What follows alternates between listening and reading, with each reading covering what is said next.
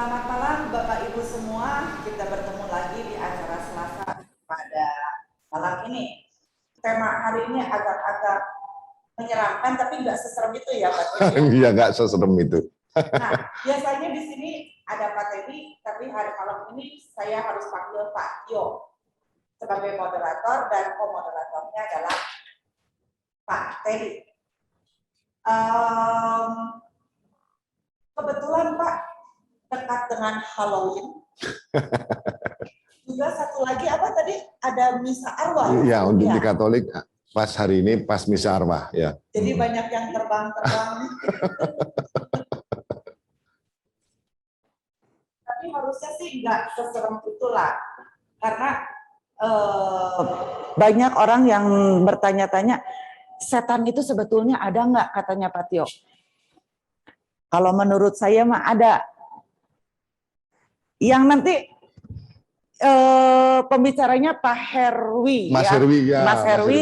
Mas Herwi ini termasuk indigo ya Pak ya? Saya nggak ngerti indigo atau apa, tapi yang penting apa ya, Mas Herwi ini kawan saya, sahabat saya. Kemudian dia punya logonya antik nih, logonya itu WB, kayak bukan Warner Bros tapi ya. Wong Blitar. Wong Blitar. WB-nya WBKW. Jadi aslinya Wong Blitar. Nah, kawan saya ini cukup unik. Apa namanya? Beliau lebih sering berbicara dengan arwah daripada sama manusia. Dan katanya kalau arwah itu jujur, tidak pakai topeng. Jadi dan bisa berterus terang. Kemudian beliau sudah bikin 5 buku. Salah satunya buku pertamanya yaitu yang dijadikan tema malam ini. Yang dijadikan tema malam ini, Mati Tak Berarti Pergi.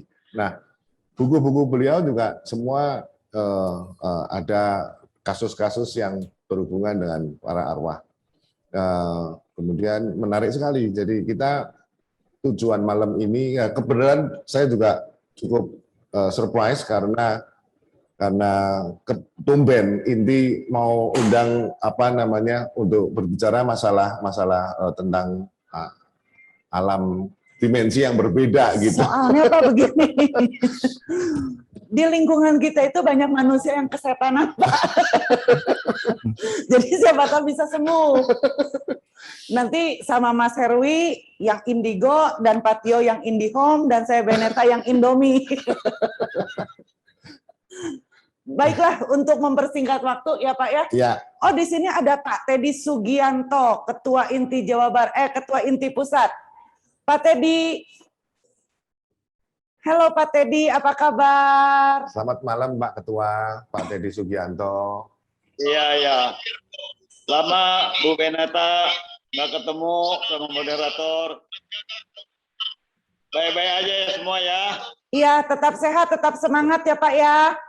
Ya, harus. Kita semua mesti sehat. Terusin.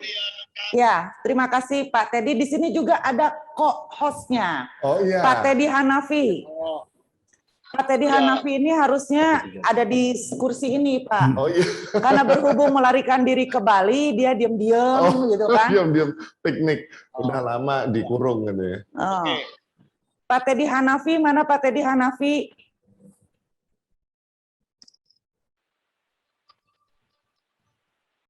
Pak Teddy monitor. Oh iya. Ya, halo, selamat malam. Iya. Nah, selamat malam Pak Teddy. Malam. Apa kabar Pak Tio? Juga, Pak. Oh, pemburu hantu ya. Seru juga. Hantu yang ketemu sama Pak Teddy itu termasuk hantu yang sial.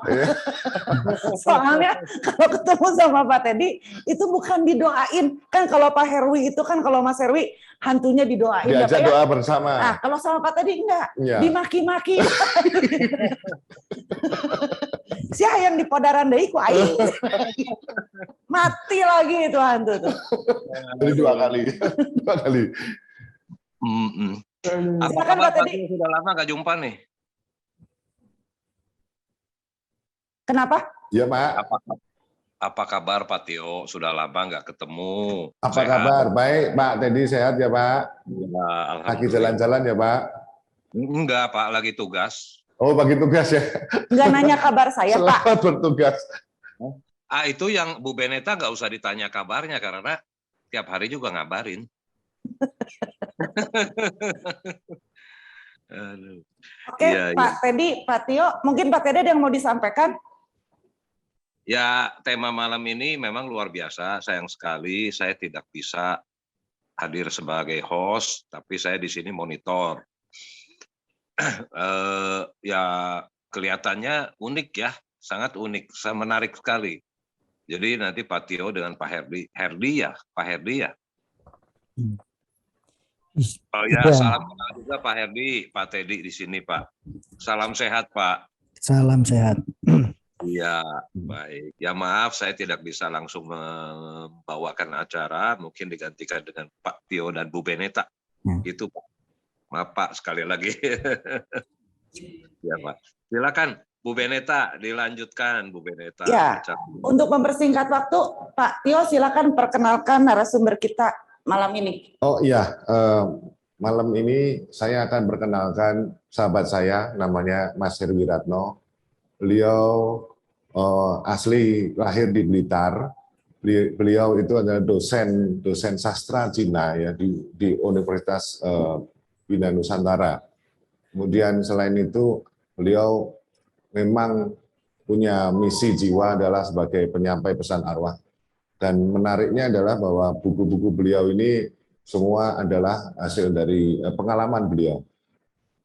Saya punya sahabat satu ini memang orang luar biasa, orang yang menurut saya sih sangat mulia. Beliau banyak operasi senyap, maksudnya bekerja, berkarya dalam diam, banyak menyeberangkan arwah-arwah yang terjebak di alam antara gitu.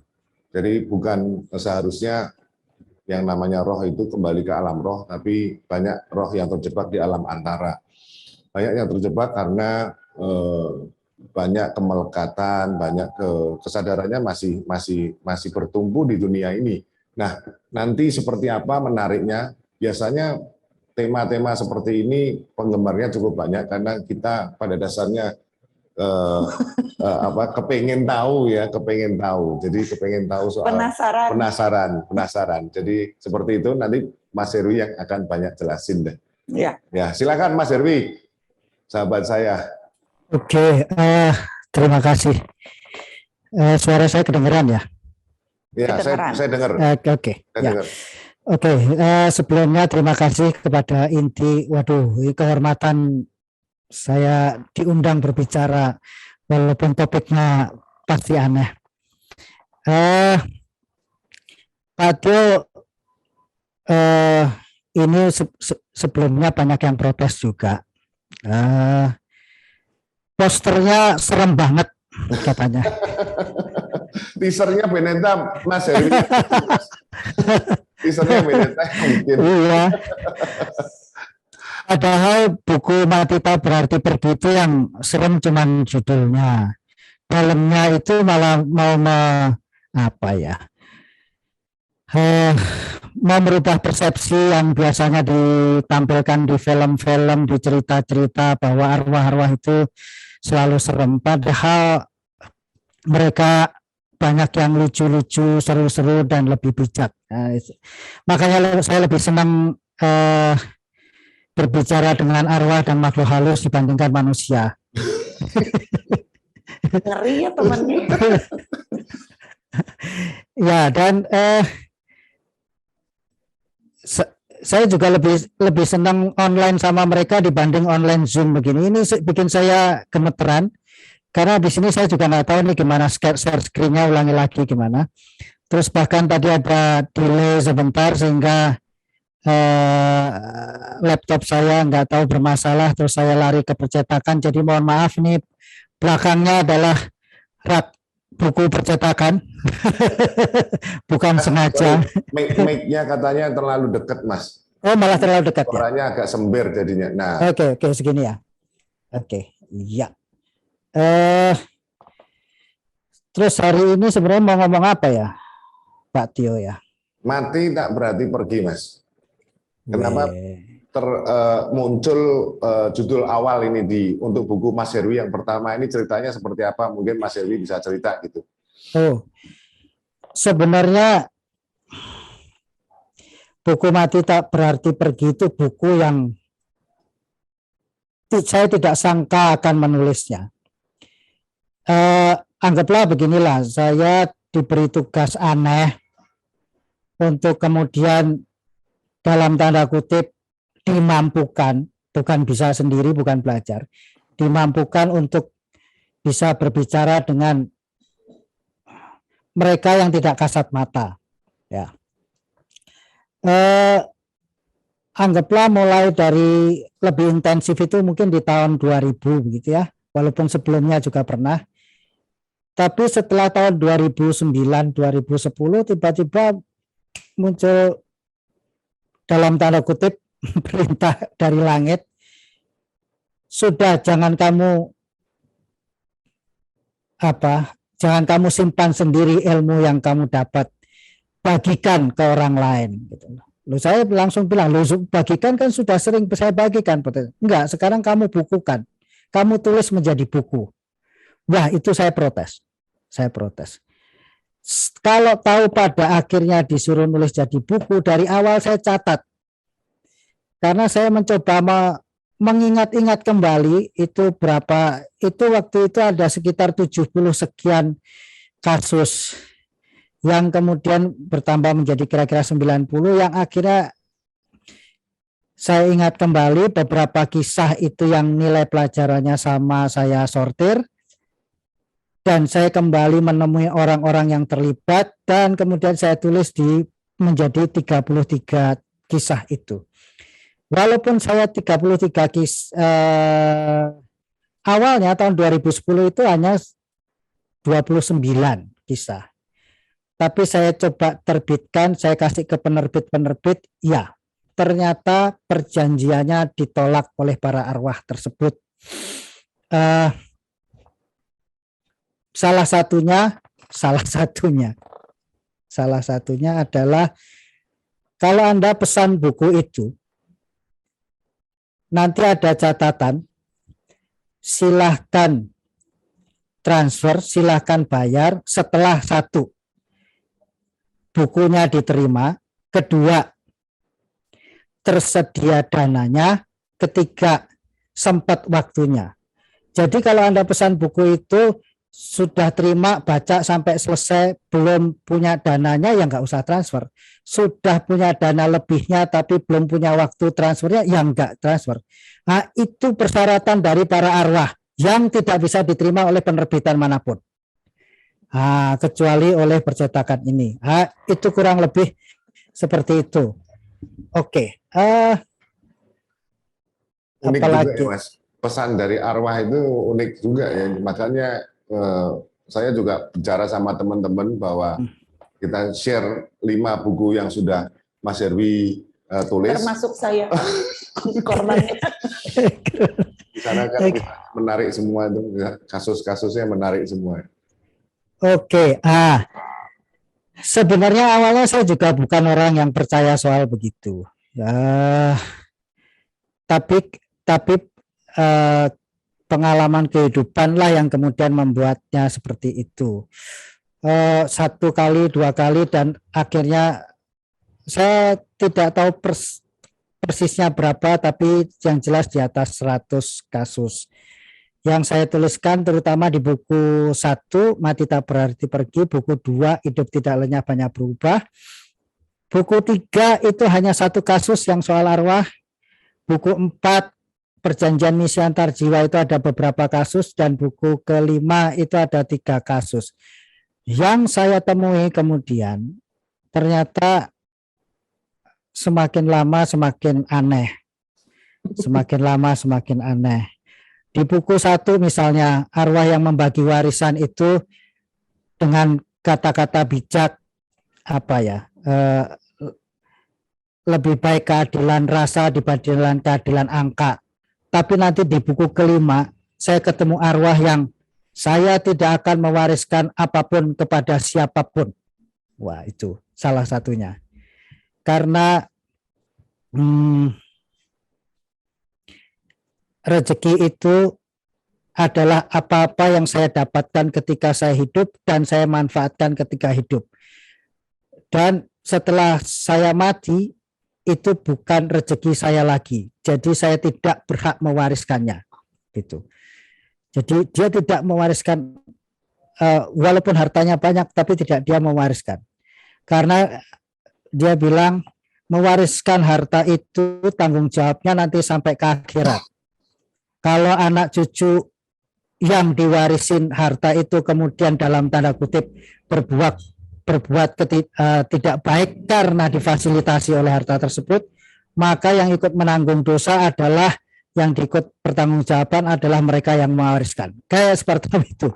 Jadi semakin lama semakin aneh. Ya, ya. Ini gimana supaya share screen ya? Share. Ya, silakan share screen, Mas. Oke. Ini kelihatan?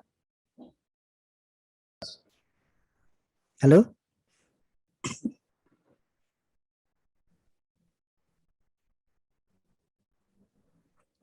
Halo? Ya, kelihatan. Kelihatan ya? Kelihatan. Oke, itu adalah pembukaan dan kelima buku. Oke, slide berikutnya kelihatan ya? Oke, catatannya mohon percakapan ini tidak dianggap terlalu serius. Kalau tidak terima ya anggap saja sebagai dongeng khayalan belaka. Kalau ada pelajaran hidupnya yang bermanfaat ya silahkan pergunakan. Itu catatan saya yang ada di buku pertama, seperti itu. Dan yang kedua, the messenger is not importante. Penyampai pesan itu tidak penting. Heru Wiratno tidak penting. Jadi mohon maaf tanpa mengurangi rasa hormat kepada penyampai pesan yang lain. Banyak yang kemudian tanpa sadar menganggap diri atau malah minta dianggap penting, dihormati dan segala macam. Dalam kali ini Heru Wiratno nggak penting. Silahkan caci maki saya. Habis ini Heru Wiratno kafir, musyrik dan segala macam. Oke. Itu udah biasa. Oke. Yang kedua soal persepsi. Sekali lagi beberapa pembaca yang menerima ini protes. Kok serem banget sih Mas gitu. Ya, padahal persepsi di buku pertama ini adalah malah mau mengikis persepsi bahwa arwah dan makhluk halus atau makhluk dari dimensi lain itu selalu seram, menakutkan dan mengganggu. Padahal menurut pengalaman saya banyak yang seru-seru, lucu-lucu dan bijaksana. Ya, nasihatnya. Oke. Saya terima tawaran kehormatan dari Suhu Tio Januar itu karena mau hari Selasa bulan November tanggal berapa? Langsung saya bilang tanggal 2 November.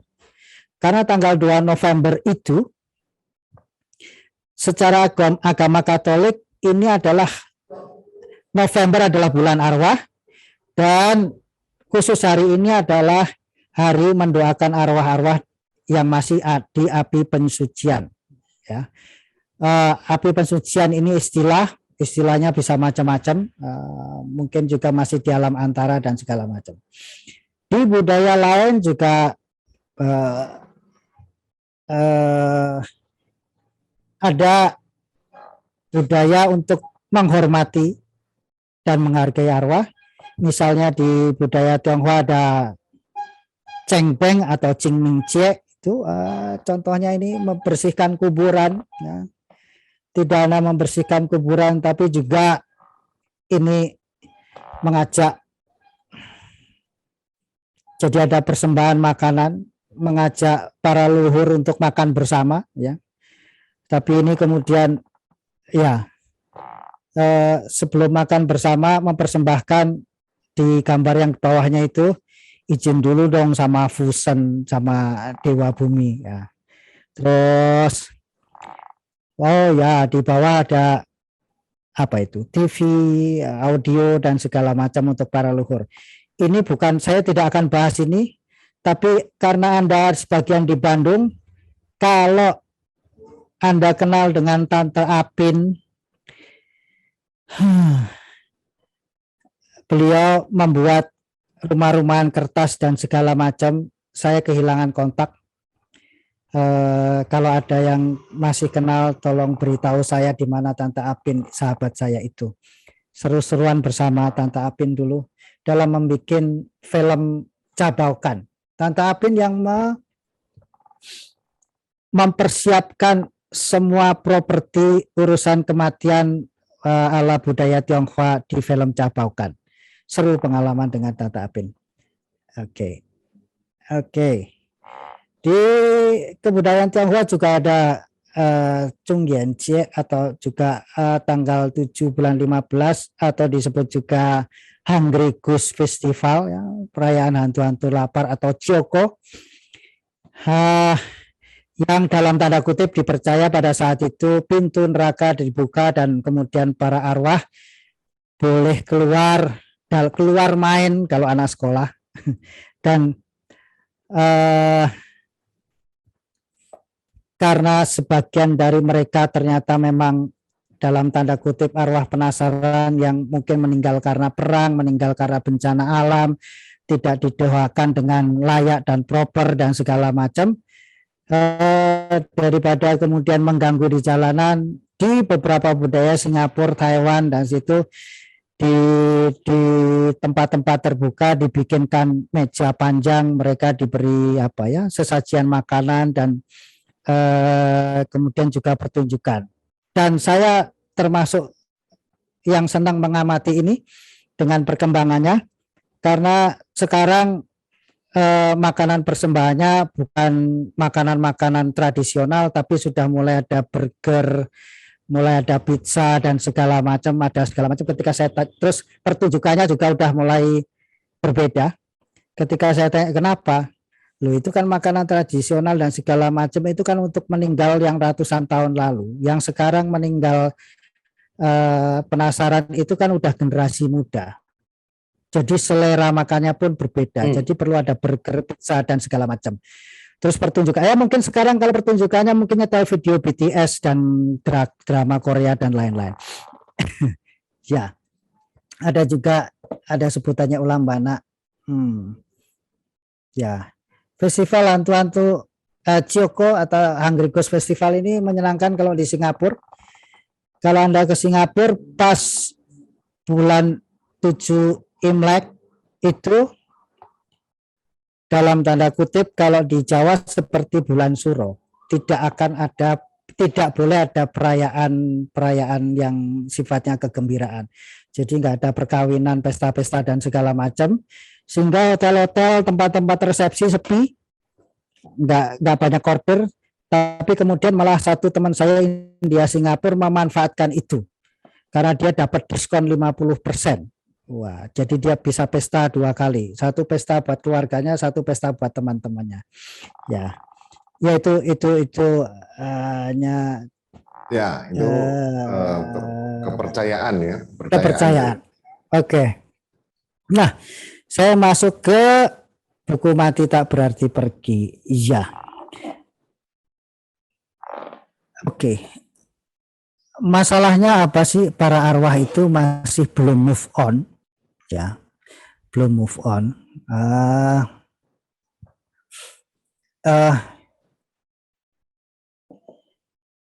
Ada beberapa hal yang membuat mereka masih terjebak di sini.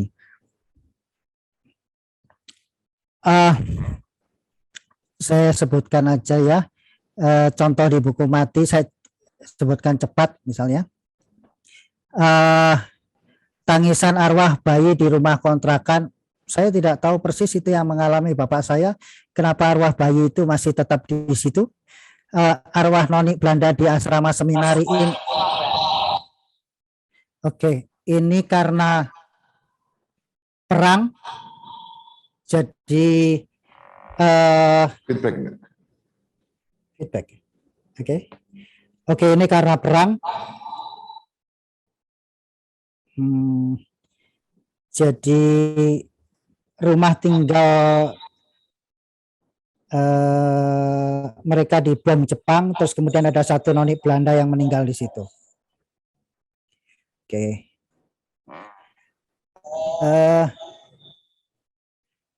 Nomor 4, gerombolan arwah di pabrik garment itu.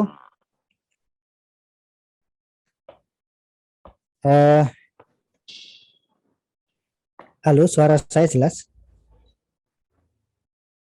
Halo, suara saya jelas nggak? Jelas ya? Suara masih diterima, Mas. Oke ya. Oke, gerombolan arwah di pabrik garment itu adalah perjanjian antara manusia dan arwah dan makhluk halus. Jadi mereka terjebak perjanjian dengan manusia. Terus nenek menumbalkan cucu perempuannya juga sama. Nyai berkebaya hitam dan kakek penjaga api itu karena mereka masih di sini karena tugas. Saya senang dengan arwah Nyai berkebaya hitam ini karena memberi pelajaran saya begini. Suatu saat begini, dari gerombolan arwah di pabrik garment itu, waktu ketemu mereka saya tidak tahu apa yang harus saya lakukan. Tapi kemudian mereka sendirilah yang memberitahu. Jawaban pimpinannya begini.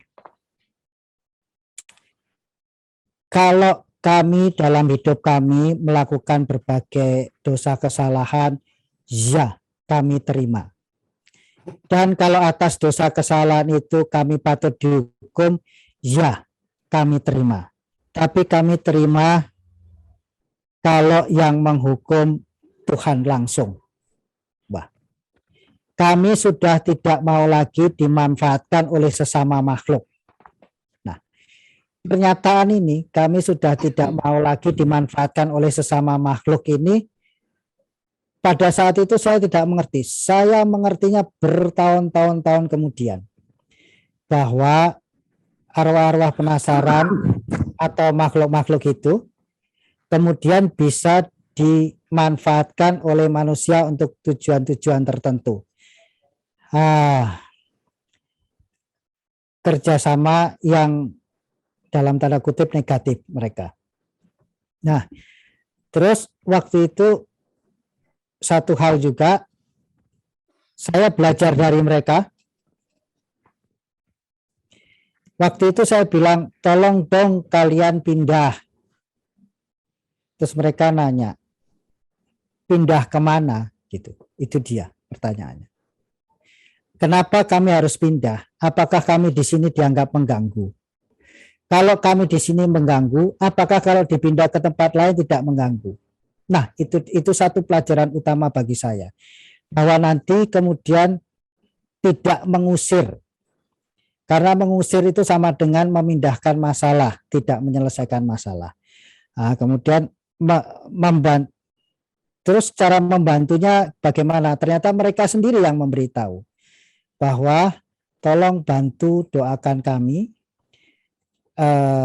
supaya kami melanjutkan perjalanan jiwa kami. Jadi kata-kata melanjutkan perjalanan jiwa itu bukan karangan saya dapatnya dari mereka. Jangan tanya melanjutkan perjalanan jiwa kemana. Yang jelas move on dari jebakan alam antara mereka. Ya bisa jadi melanjutkan perjalanan jiwanya ke Tuhan dan kemana. Tapi itu adalah istilah dari mereka. Ya, kemudian saya mendoakan mengajak. Nah, tapi kemudian ilmu satu ini agak merepotkan. Begitu saya doakan satu arwah berangkat melanjutkan perjalanan jiwanya, nanti dari belakang muncul lagi arwah. Aku mau dong. Oke, ayo saya doakan. Begitu selesai, ada satu lagi ikutan dong. Terus kapan selesainya? Kenapa sih kalian tidak berdoa sendiri? Itu. Nah, itu jawabannya nanti di kisah nomor 6, yaitu Nyai berkebaya hitam. Menurutnya, bukannya mereka tidak mampu berdoa, mereka bisa mengucapkan kata-kata dan melakukan ritual apapun, tapi mereka sudah tidak bisa berdoa lagi. Waktu itu saya bingung, maksudnya apa? ternyata mereka bisa mengucapkan kata-katanya, tapi mereka sudah tidak punya rasa lagi yang tersambung dengan Tuhan. Jadi rasa kusuk itu, hening yang kita kalau berdoa itu mereka sudah tidak punya lagi. Makanya kemudian mereka waktu itu minta didoakan. Ya, itu satu. Terus ada masalah keluarga, ada masalah dan segala macam. Tapi ada juga yang apa ya? Ada yang memang sengaja menunggu keluarganya berproses. Oke. Tidak hanya arwah, tapi juga kemudian makhluk halus juga. Sebentar, ini ngomongnya pelan-pelan.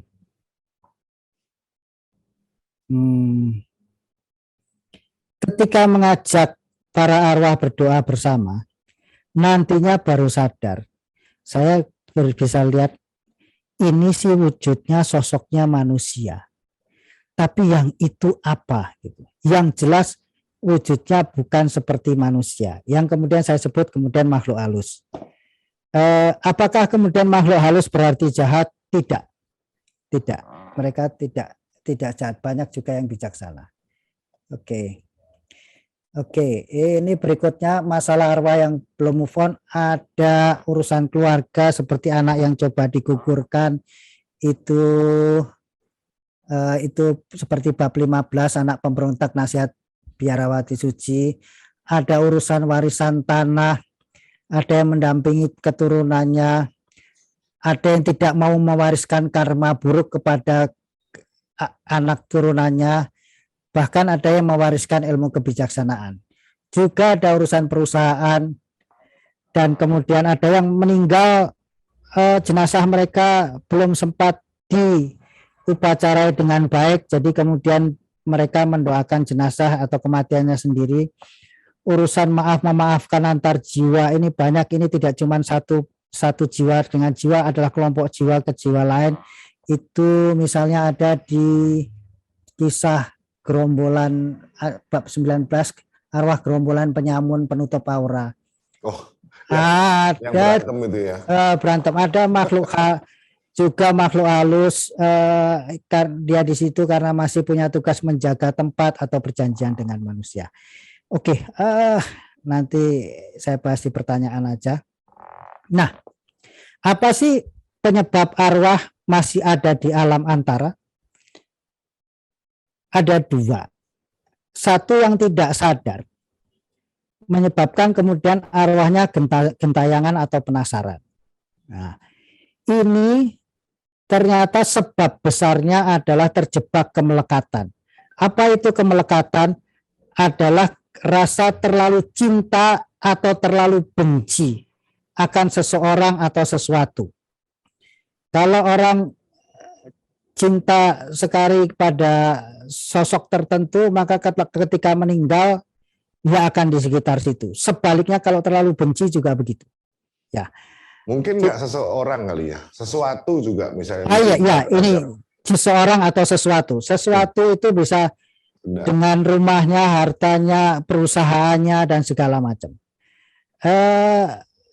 Terlalu benci, nanti ada di yang terlalu benci ya. Yang terlalu benci itu misalnya nanti di buku yang kedua yang warnanya merah, hidup tidak lenyap hanya berubah, ada sosok apa namanya, pegawai pekerja lift yang meninggal kecelakaan kerja. Ya, dia masih berada di tempat kecelakaan kerjanya karena satu, benci, tidak terima dengan cara meninggalnya kecelakaan kerja. Kedua, dia benci kepada rekan-rekan kerjanya yang menurutnya tidak cukup melindungi dia sehingga dia kemudian tertimpa meninggal karena kecelakaan kerja. Itu terlalu benci. Mohon tidak dipikirkan bahwa ini menjadi peristiwa besar, tidak. Ada satu pimpinan organisasi organisasi keagamaan yang kemudian setelah meninggal jiwanya masih tertinggal di kamarnya. Setelah kemudian baru ketahuan bahwa dia terlalu cinta kepada organisasinya, kepada kantornya, sehingga kalau dia, waduh nanti kalau aku nggak ada lagi siapa yang bisa meneruskan? Kalaupun aku meneruskan, apakah bisa sehebat aku memimpin? Yang kedua, dia benci karena tasnya pernah dicuri oleh pembantu tempat tersebut. Jadi kebencian yang hanya itu, tidak terima tas kesayangannya diambil oleh pembantu tempat tersebut. Itu yang menyebabkan jiwanya masih terperangkap di dalam kamarnya. Ya, sesimpel itu. Nah, mereka yang terperangkap atau gentayangan atau penasaran itu, akhirnya suatu saat mereka sadar bahwa, loh, kadang mereka bahkan tidak sadar sudah meninggal. Itu yang menyedihkan buat saya. Kadang terus mereka bilang begini, aku ini, loh, aku masih hidup kok dicuekin sama orang sekitarku, tapi kalau aku sudah mati kok aku masih di sini. Nah, itu mereka akhirnya lama-lama sadar dan kemudian mulai meminta pertolongan manusia sekitarnya dengan kode-kode mereka seperti menampakkan diri, membuat bunyi-bunyian, mimpi dan segala macam. Itu adalah kode help me itu, tapi kemudian dianggap oleh manusia sekitarnya dianggap mengganggu. Ah, itu. Jadi jangan salah persepsi ya, sebenarnya mereka cari perhatian gitu, cari perhatian, untuk minta tolong, untuk dibantu gitu ya Mas ya? Iya, kurang lebih begitu. Nah, tapi tidak semua arwah itu kemudian tidak sadar. Ada arwah jiwa-jiwa yang meninggal dan masih di alam antara dengan kesadaran, yaitu untuk menyelesaikan pelajaran misi jiwanya yang belum selesai, memang belum selesai. Jadi ada proses saling belajar, mendampingi, ada yang mendidik jiwa-jiwa lain dan lain-lain. Nah, itu ada di buku, lebih saya tulis di buku yang keempat, Perjanjian Misi Antar Jiwa. Oke. Nah, udah ganti slide ya. Oke. Bagaimana cara membantu kalau diperlukan para arwah yang damai, yang sadar masih menyelesaikan tugas belajar misi jiwanya? Satu, saya belajar dari para arwah-arwah tersebut, dari jiwa-jiwa tersebut, ada hal-hal yang lebih mudah diselesaikan bila tanpa raga tubuh fisik. Ada ya kasus gitu ya Mas ya? Jadi selama di tubuh fisik dia nggak bisa menyelesaikan begitu ya? Itu misalnya ada satu contoh, ada satu orang bapak yang bahkan tidak bisa memenuhi tugasnya sebagai kepala rumah tangga karena dia adiktif, kecanduan minum-minuman keras, dan itu mengganggu dia sekali. Dan ketika kemudian dia meninggal di umur 52, dia selama 14 tahun masih ada di alam antara dengan kesadaran. Dia bilang 8 tahun pertama adalah untuk belajar menyelesaikan dengan dirinya sendiri. 6 tahun kemudian dia baru melaksanakan tugas kewajibannya sebagai kepala rumah tangga kepada istri dan 2 orang anaknya. Dan 2 orang anak, istri dan 2 orang anaknya itu merasa dibimbing layaknya dibimbing seorang bapak, malah setelah bapaknya meninggal dan macam-macam. Nah, itu misalnya ada di buku yang tadi, buku keempat, buku yang hijau. Nah, ada juga misalnya ini ada gambar anak kecil yang kemudian dia meninggalkan raganya untuk membimbing jiwa ibunya. Nah, itu ada. Ada yang satu lagi, slide satu lagi, ada seorang bapak yang kemudian jiwanya dengan sadar meninggalkan raganya supaya bisa membimbing anaknya yang berkebutuhan khusus. Karena kalau masih punya raga, emosi dan emosinya lebih berat dan kemudian terhambat oleh jarak, ruang, dan waktu. Sementara kalau soul to soul, antara jiwa dan jiwa, itu bisa mendampinginya setiap waktu. Nah, jiwa-jiwa yang seperti ini, please, tolong jangan buru-buru didoakan jiwanya segera kembali bersama Tuhan. Semoga jiwanya kembali bersama Bapa di surga. Semoga jiwanya segera diterima di sisi Allah. Please jangan dulu. Please jangan dulu. Karena tugas belajarnya belum selesai. Ya. Nah, kalau yang begini silahkan doakan agar jiwanya diberkati Tuhan untuk mampu menyelesaikan tugas belajar misi jiwanya. Kurang lebih itu. Oke. Mas, bisa nggak supaya gambarnya lebih terang itu slide PowerPoint-nya diklik yang tadi apa namanya, yang untuk presentation. Ya, ini. Nah, itu. Oke. Ya, jelas ini. Sekarang lebih besar. Oke. Ini adalah cara membantu arwah yang belum move on. Ini juga saya belajar dari para arwah, bukan saya sendiri. Oke. Salah dua ini yang mengajari saya. Kalau yang tadi jangan diusir, itu cuma memindahkan masalah. Jadi ajak mereka berdoa bersama, gitu ya. Mohon Tuhan memberkati mereka untuk melanjutkan perjalanan jiwanya. Terus yang kemudian jangan hanya didoakan, gitu ya. Jangan hanya didoakan. Karena saya pernah bukan diprotes ya, mereka bilang loh, ya tanpa mengurangi terima kasih kami sudah didoakan, tapi sebenarnya yang doa yang mereka panjatkan untuk kami itu bukan itu yang kami butuhkan. Enggak pas gitu ya? Enggak pas. Jadi kita tidak tahu persis doa apa yang mereka butuhkan. Jadi kemudian diajari oleh Bapak Jenderal Angkatan Udara di atas yang juga seorang dalang.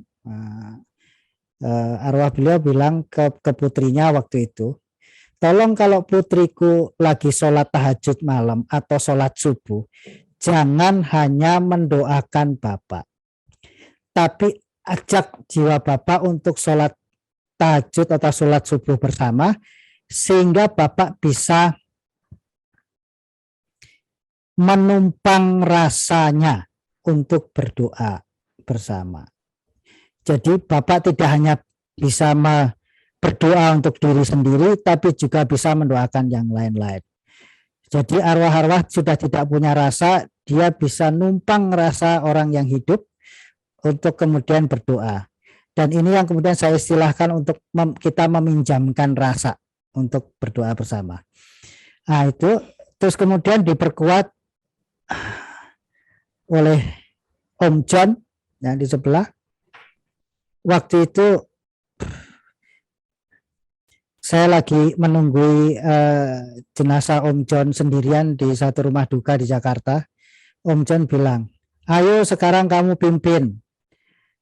Jangan hanya mengajak aku, tapi ajak semua arwah-arwah jiwa-jiwa di rumah duka ini untuk berdoa bersama. Waduh, itu serem banget. Karena saya itu hampir tengah malam. Nah, jadi kita tidak hanya kemudian mendoakan, tapi lebih baik mengajak mereka untuk berdoa bersama.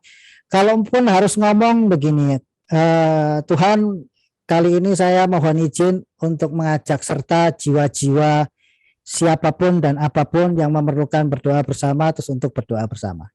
Ya, nanti saya teruskan yang itu.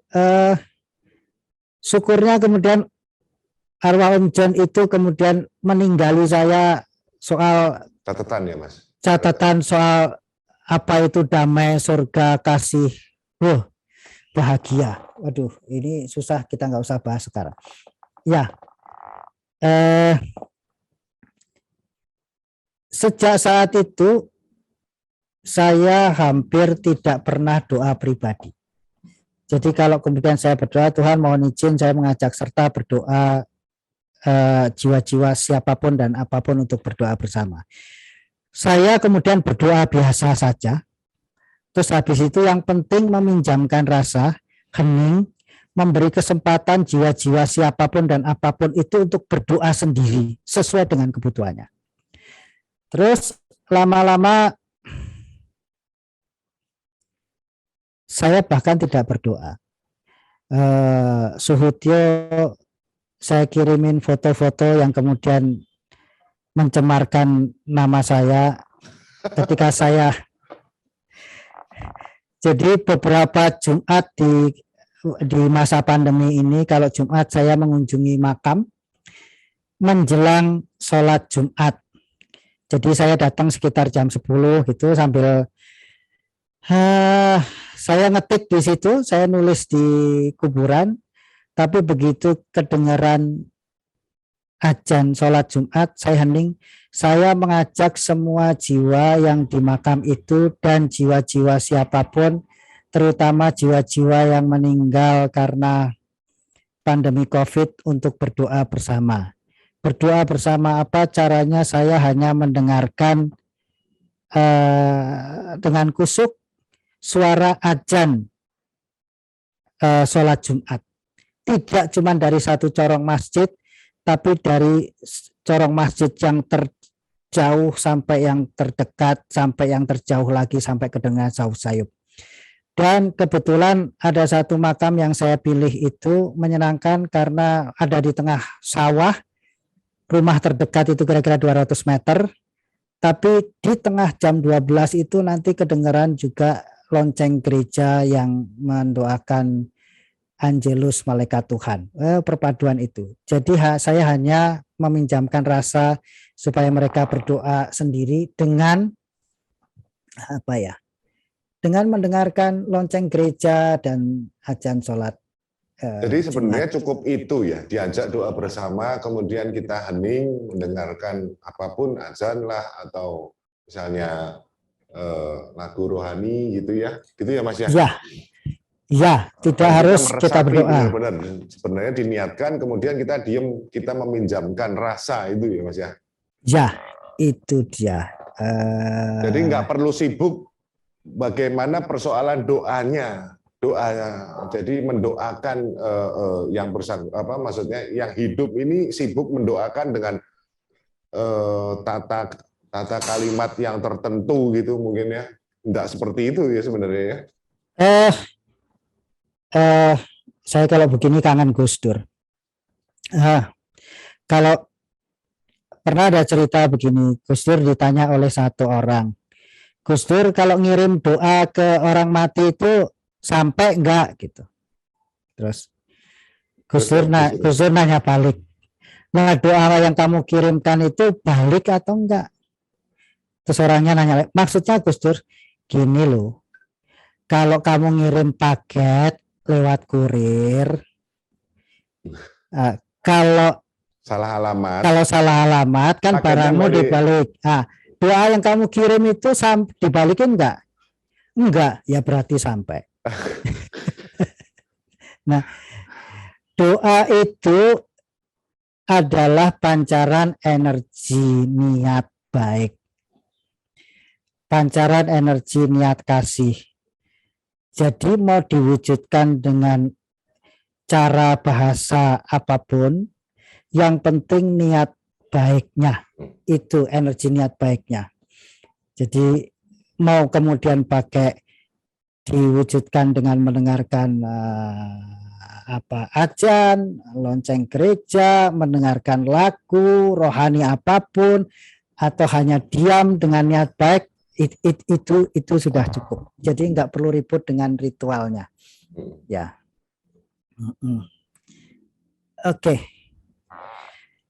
Nah, kemudian saya tulis karena seringkali ada banyak pembaca yang kemudian menanyakan bagaimana mendoakan satu mereka yang ini ngomongnya nggak enak tapi ya udah begini cara ngomongnya. Mereka yang sakit keras tapi nggak mati-mati atau nggak sembuh-sembuh. Udahlah, udah. Akhirnya dulu ini sebar dari WA ke WA, tapi banyak yang kemudian meminta untuk menuliskannya, walaupun saya males sebenarnya menuliskannya. Karena teknis banget ada di buku bab 3839, buku misi jiwa merdeka yang kelima. Oh, buku 5 ya. Itu ada doa pemurnian jasmani dan rohani, itu istilah saya saja. Jadi untuk bagi mereka yang supaya sembuh sehat kembali atau meneruskan perjalanan jiwanya alias meninggal dengan sadar. Ya.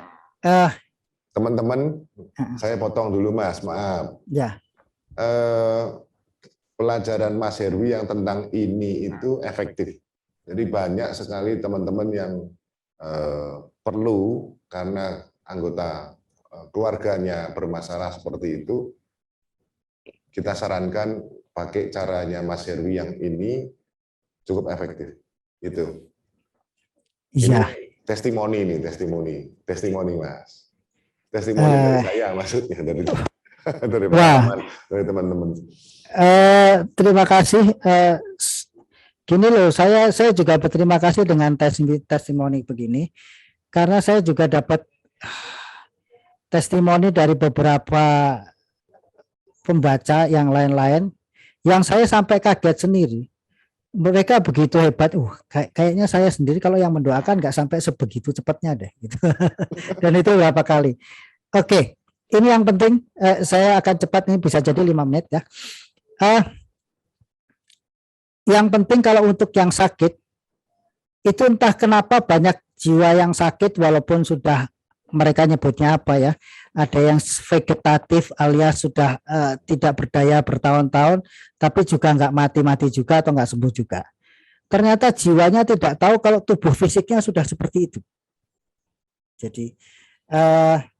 Jadi yang pertama dilakukan adalah komunikasi antar jiwa untuk menjelaskan apa penyebab sakitnya. Misalnya ada yang dicontoh itu, begini loh, kamu lagi di kantor, lagi sibuk, kemudian kamu stroke, terus dibawa ke rumah sakit Glen Eagles di Jakarta, terus kamu kemudian dioperasi otak, dan sejak saat itu kamu tidak sadar. Nah, itu perlu dijelaskan. Sekarang lihatlah kondisi tubuh fisikmu.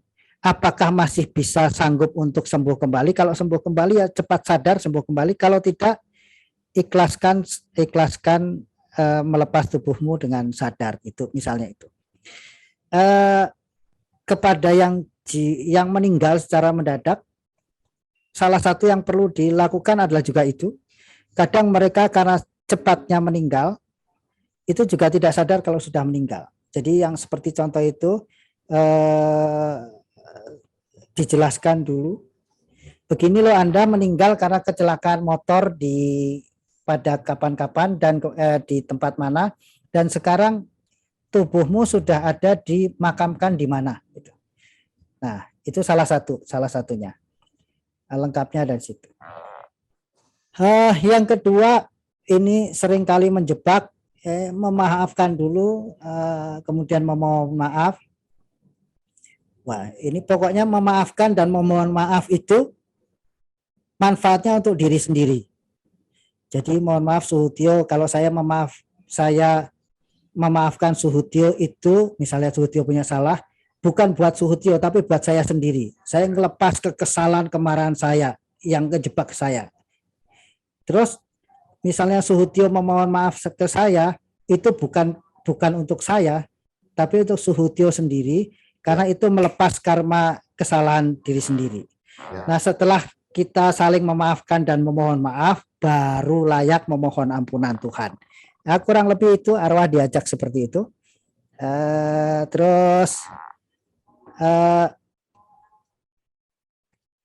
Berikutnya adalah yang penting diajak adalah ajak jiwanya memohon Tuhan agar jiwanya dianugerahi mampu mengikhlaskan siapapun dan apapun dan diikhlaskan oleh siapapun dan apapun.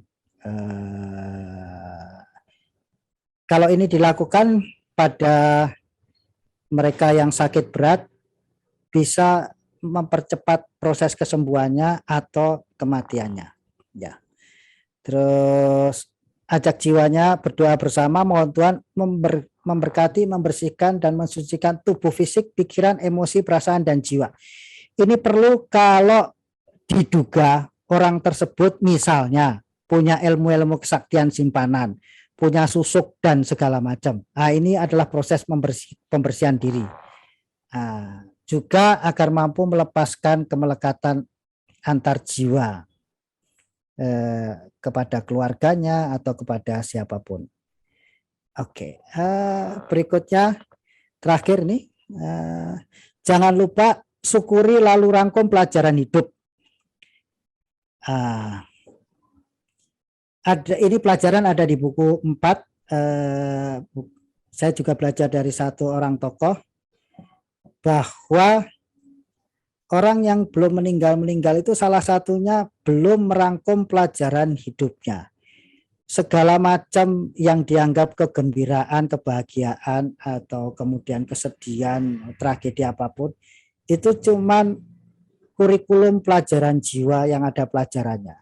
Jadi mohon dirangkum dan menjadi, saya istilahkan, kitab suci pribadi jiwa yang kemudian dipersembahkan kepada Tuhan, plus sebagai bekal jiwa kita melanjutkan ke kelas pelajaran hidup berikutnya. Ya, kurang lebih begitu. Apakah semuanya harus selalu seperti merangkum, seperti melaporkan gitu ya, membuat report gitu, membuat tesis atas hidupnya, atau tidak, Mas? Atau sadarnya nanti baru setelah beda dimensi gitu?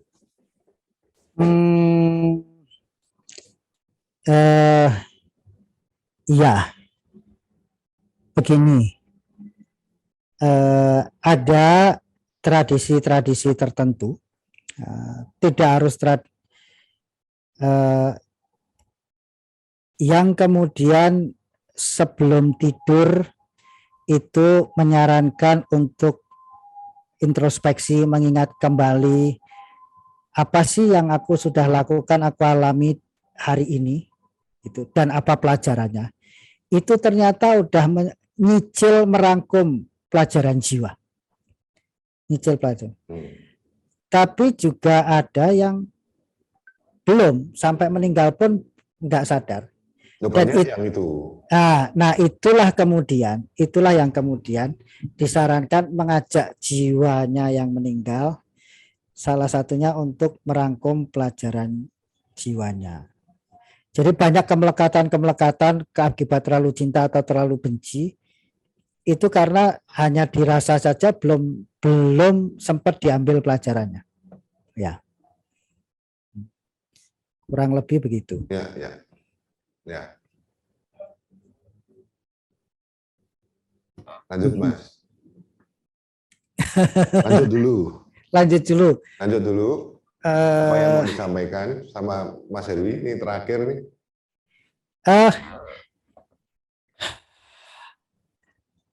Saya belajar dari jiwa Zoe itu penutup.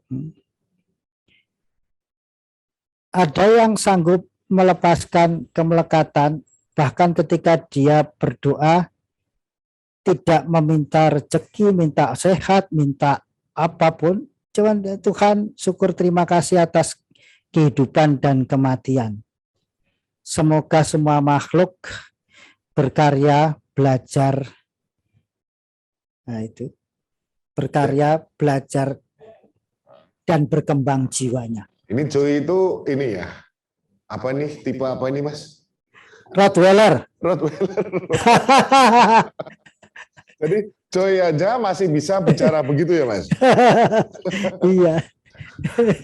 Ini menarik sekali ya, menarik sekali. Jadi, kebetulan hari ini kan untuk di mereka yang umat Katolik kan ada misa arwah tuh. Ada tadi teman-teman bilang saya terlambat sebentar karena ada misa arwah. Nah, sebagai penutup sebelum tanya jawab kita, bagaimana kalau Mas Herwi bantu memimpin kita semua, ya kita semua, kami semua yang hadir di Zoom ini untuk berdoa, mengajak untuk doa bersama gitu, Mas. Mas Herwi silakan pimpin, Mas. Bisa, Mas ya? Waduh, ini jebakan Batman. Jebakan Batman.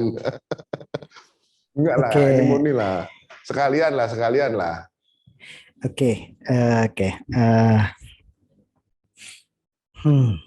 Oke, mari kita hening sejenak.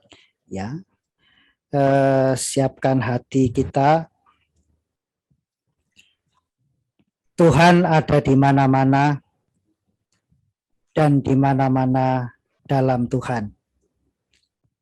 Tuhan ada di setiap makhluk dan setiap zat. Setiap makhluk dan setiap zat berada dalam Tuhan. Tuhan, mohon izin kami mengajak serta jiwa-jiwa siapapun dan apapun untuk menghadap-Mu, berdoa bersama. Mohon berkat-Mu. Mohon berkati kami. Bersihkan kami. Dan sucikan kami seperti sedia kala. Mohon berkati kami agar jiwa-jiwa kami mampu melaksanakan misi jiwa kami, tugas belajar jiwa kami di kehidupan ini dan kehidupan-kehidupan selanjutnya. Mohon berkati jiwa-jiwa kami agar mampu melaksanakan misi jiwa bersama, tugas belajar kolektif antar jiwa kami.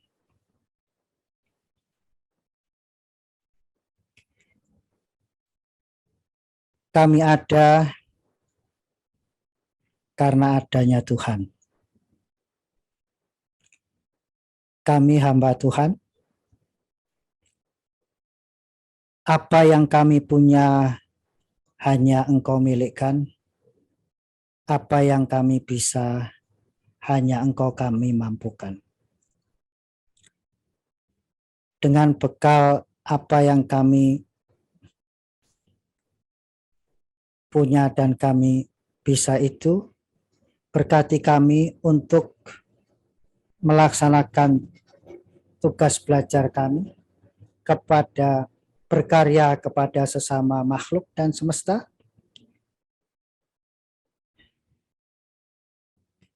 sebagai tanda cinta dan persembahan terbaik untuk-Mu Tuhan. Tiada karyaku, yang ada hanya karya-Mu Tuhan. Tiada aku, yang ada hanya Engkau Tuhan. Amin. Amin. Luar biasa. Mas Herwi? Ya, gimana? Nah, tadi beberapa juga banyak permintaan untuk kalau mau pesan bukunya ini kemana gitu. Nah, Mas Herwi bisa sharing, stop sharing, kemudian dituliskan namanya gitu Mas, atau nomor teleponnya, nomor WA yang bisa dihubungin untuk pemesanan. Nah, gitu. karena mengingat bayarnya boleh kapan aja. Oh gitu ya. Bukan karena saya tuh nanya ke Pak Tio, Pak ini saya transfernya kemana? Nanti aja dulu. Saya bilang ini yang jual tuh niat nggak? Ya. Taunya bukunya memang nyampe. Bukunya memang nyampe. Waduh, gimana kalau Pak Tio aja ya? Yang itu ya. Yang stop sharing dulu gitu maksudnya atau apa? Oh, enggak, ditulis gitu. Di chat aja Pak. Di belakang buku di belakang buku saya itu ada loh Pak Tio. Dua nomor handphone saya itu udah tercemar itu. Di belakang buku ada pemesanan Herwi Ratno sekian. Oh iya. Betul. Nah, ini benar. Nah, sambil Pak Tio baca itu, saya mau ngajuin pertanyaan-pertanyaan udah belum? Oh iya. Sebentar nih, bicara dulu nih. Ya. Apa biar dicatat Mama? Dicatat dulu aja, Pak. Dicatat mana? Di chat. Oh, di chat. Nah, saya kan nggak bisa ngecat. Nggak bisa ya? Nggak bisa. Sini saya yang ngechat, Bapak yang bacain. Herwi Ratno 0878. Tunggu sebentar. Coba tolong ketikin biar keluar ya. No, ya 0878 7791 6900. Tulis untuk pemesanan buku. Herwi, Mas Herwi aja. Ya. Dua nomor aktif itu. Oh, nomor satunya lagi ya. Ya. Handphonenya dia banyak ya. Yang satu ada kontak arwah, ada kontak handphone, enggak ada ya. 0812 satu lagi ya. Ada yang sudah posting ya. Itu sudah ada yang posting. Aduh, terima kasih. Terima kasih. Aduh. Nah, silakan Mbak Bu Benela. Pak Tio, kalau pengalaman tentang arwah ya, Ya, mungkin hampir semua orang itu banyak ya, punya pengalaman masing-masing. ya, pengalaman spiritual. Ya, salah duanya mungkin kita berdua juga udah sering. Enggak, lu aja, gua enggak lah. Kadang ada yang minta didoain, kadang-kadang arwah itu datang minta didoain. Saya sih suka bilangnya begini, kalau ada arwah yang minta didoain, gimana gue bisa doain lu? Gue doain diri sendiri aja repot. Gue aja belum tentu masuk surga, gimana gue bisa nganter lu ke surga gitu kan? Gitu Pak, kalau saya tuh selalu kalau didatengin yang begitu, saya jawabnya begitu. Itu mau lepas tanggung jawab, itu mau lari dari tanggung jawab itu sebenarnya. Bukan masalahnya saya aja doa aja nggak pernah. Tadi Mas Heru sudah ngajarin kan, maksudnya diem aja sudah. Yang penting sebenarnya kita minjem rasa aja, meminjamkan rasa. Meminjamkan gitu. rasa. Dia biar doa sendiri gitu. Gitu. Kalau nggak dikasih catatannya, lu baca sendiri. Iya. Itu saya tanggapin boleh itu. Ya, itu menarik. Begini, saya pun seringkali ditolak arwah ketika mau mendoakan mereka. Ya, apakah Anda mau saya doakan? Mereka jawab, enggak, saya lagi nunggu si anak yang di rumah itu yang doakan. Jadi ketika si anak itu sholat, kemudian di belakangnya itu mereka jadi si anak ini jadi imam, di belakang mereka itu para arwah menjadi makmum, jadi umatnya di belakang. Dan tidak mau saya doakan. Jadi saya juga seringkali loh patah hati. Udah niat baik ditolak, sudah biasa juga sih. Jadi terus yang kedua begini, saya ini seru nih. Saya dikontak oleh satu rohaniwan yang sekarang lagi di Roma. Beliau merasa bersalah karena selama pandemi COVID ini beliau mendapat permintaan pertolongan untuk mendoakan banyak orang, tapi kemudian belum sempat didoakan, terus ada yang meninggal dan segala macam. Terus dia tanya, Mas ini gimana caranya supaya mana sempat tuh mendoakan sekian banyak? Saya cuma bilang, loh begini loh, Anda kan ritual di tempat ibadah hampir tiap hari dengan ritual macam-macam. Ya, ajak aja jiwa-jiwa mereka, ayo pada ikut supaya mereka beribadah sendiri. Gitu. Jadi nggak perlu kita yang sok jago mendoakan. Kita cuma ngajak-ngajak aja biar mereka berdoa sendiri. Terus, tapi kalau sudah mulai menunjuk, aku minta didoakan loh, itu biasanya pilihan. Anda yang terpilih dapat jackpot untuk doakan. Belum tentu, jadi yang datang ke Anda belum tentu mau didoakan Suitio loh. Dan sebaliknya. Ngeri kali Pak. Ya. Nah ini ada beberapa pertanyaan. Ya. Okay. Nah ini yang pertama. Selamat malam Pak. Soal arwah-arwah yang masih terjebak di dunia. Saya pernah mendengar tentang boneka Lukep. Mungkin ini mirip kayak Gumantong Pak kalau di Thailand. Yang mengurus arwah-arwah anak-anak yang masih terjebak di dunia. Bagaimana dengan hal ini? Boneka apa? Lukep, dibilangnya lukep. Nggak tahu, nggak pernah Yang dengar. Baru dengar yang nih. pasti itu mungkin maksudnya ada yang mirip, namanya tuh gumantong, Pak. Jadi arwah-arwah anak yang masih tercecer di dunia dimasukin ke boneka, Pak. Nah, boneka ini diurus, mungkin Bapak pernah tahu, diurus, dikasih makan, dibawa jalan-jalan gitu. Tapi bisa dikaryakan gitu. Mirip tuyul, tapi kalau tuyul tuh nggak masuk ke boneka. Nah, kalau gumantong ini dimasukin ke boneka arwahnya. Salah satunya yang terkenal banyak punya gumantong yang untuk dikaryakan adalah Roy Kiyoshi. Boneka-boneka seperti itu.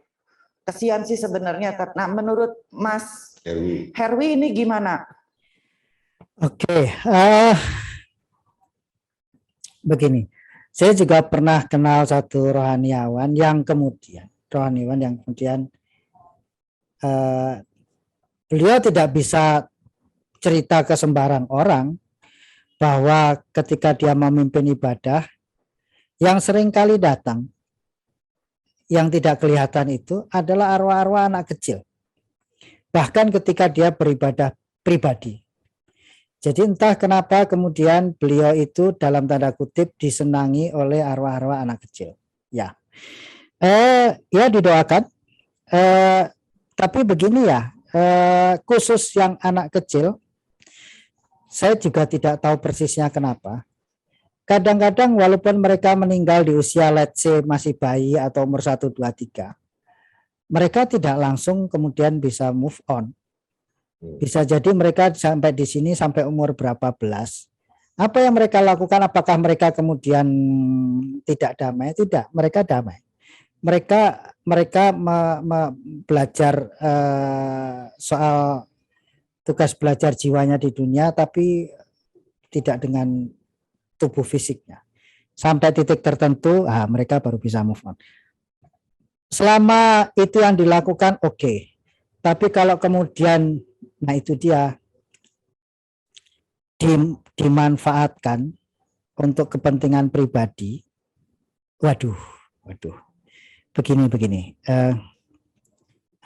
Wah, saya Sutia ini sebenarnya saya mau tulis di buku 7 nih, saya harus buka di sekarang nih.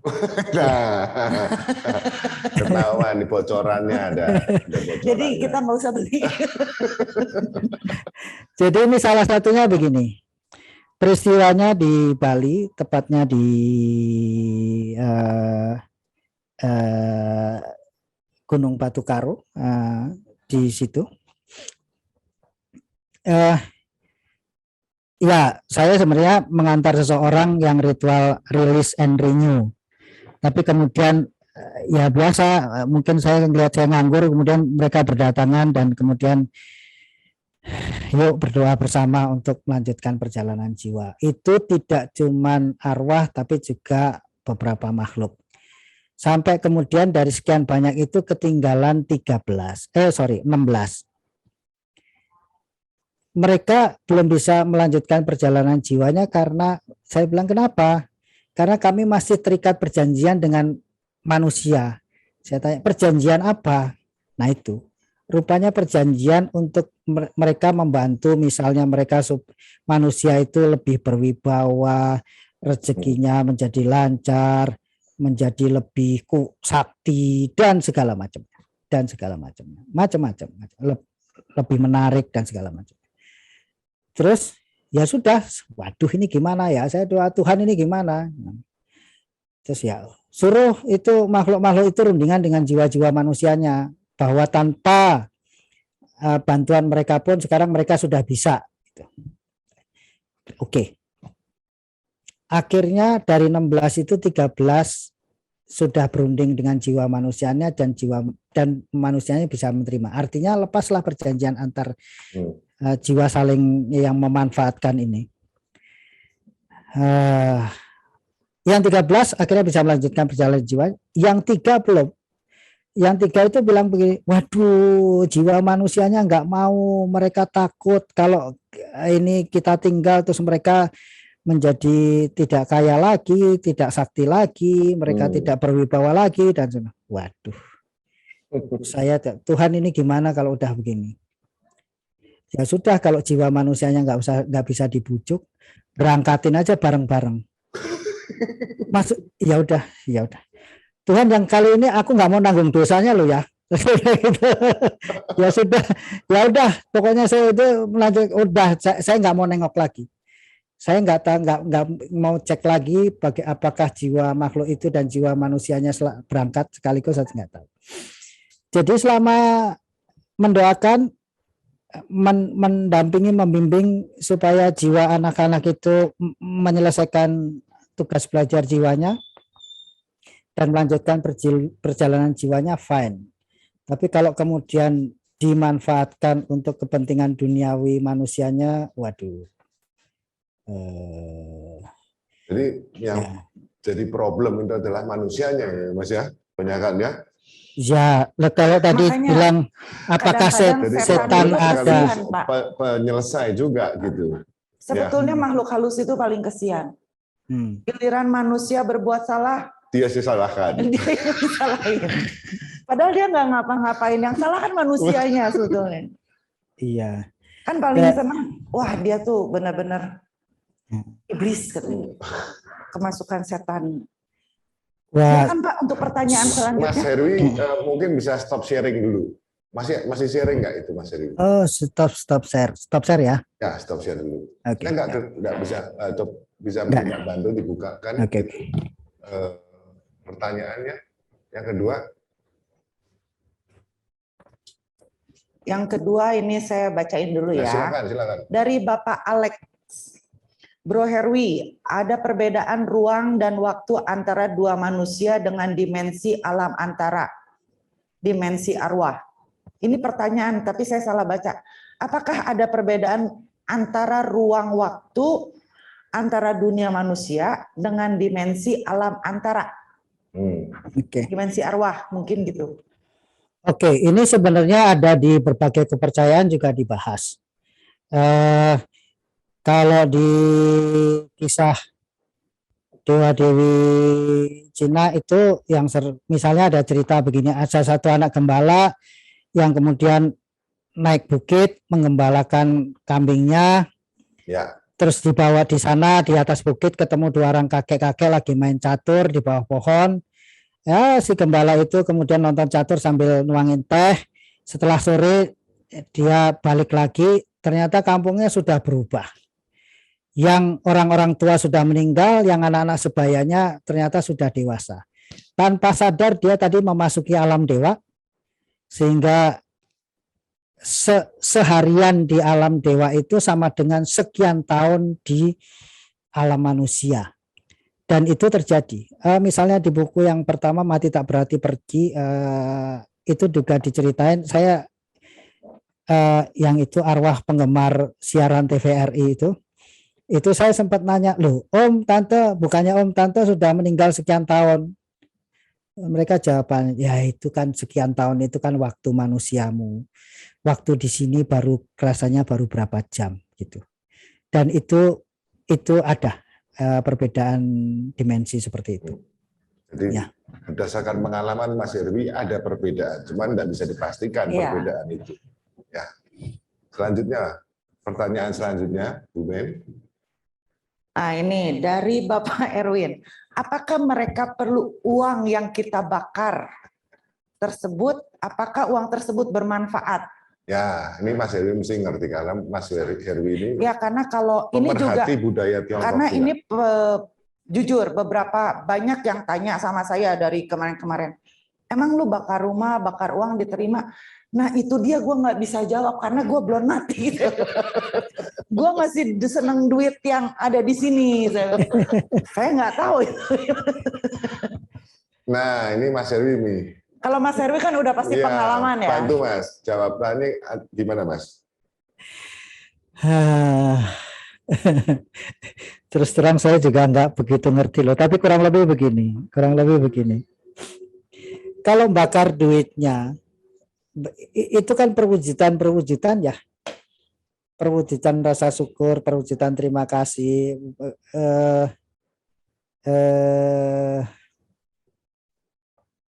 Tapi balik lagi, manusianya suka nipu, yang dibakar duit-duitan Mas, bukan duit beneran Mas.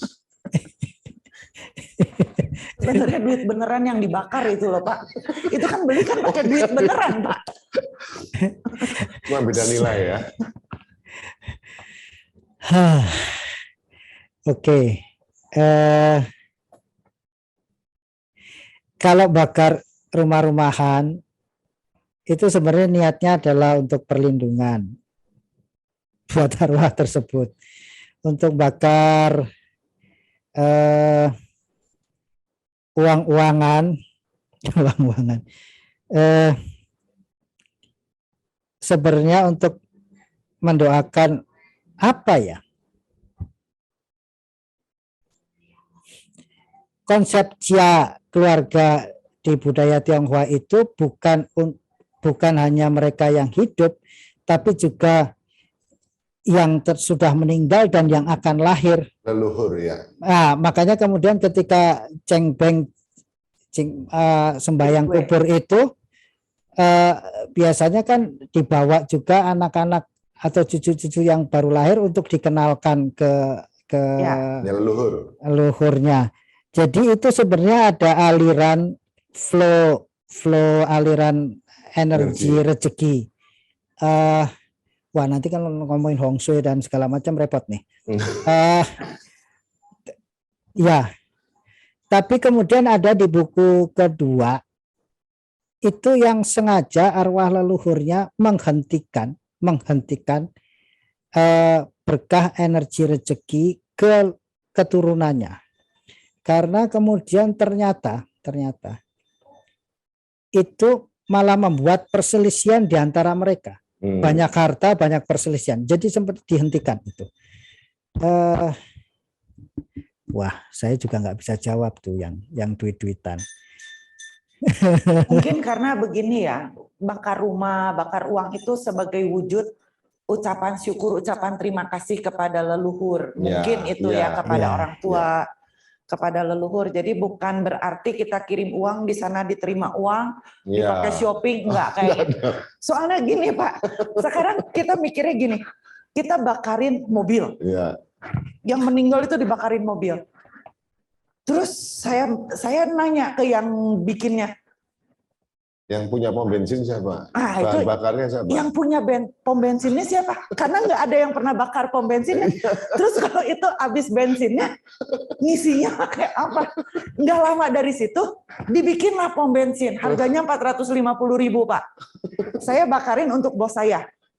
Saya bilang, Beh, ini Kang tahu. Babe cari duit di sana. Itu banyak mobil, tapi nggak ada pom bensin. Babe nyari duit di sini, Beh. Saya bilang. Jadi itu Mas Herwi. Jadi Ketua Inti Jawa Barat Pak Dedi Wijaya almarhum kemarin bulan Desember kemarin ya tahun kemarin wafat gitu. Pak Ketua yang kita cintai bersama gitu.